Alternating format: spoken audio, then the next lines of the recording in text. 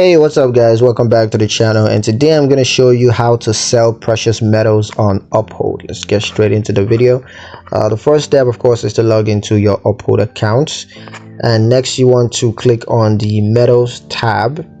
And once you're there, you want to select the metal that you want to sell. It could be gold, silver, platinum and whatnot. And then you want to set the amount of precious metals that you want to sell, so you can enter the amount in terms of units, or you can have that in value. Next, you want to review the details of your sales, including the metal, the amounts and the price, and confirm that all of that information is accurate.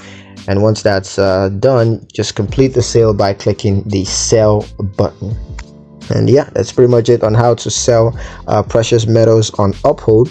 Hope you guys liked the video. Hope you found it useful enough. If you did, like the video, comment down below, let me know what you thought. Share the video with your friends and subscribe to the channel if you haven't done so already, and I will see you guys in the next one.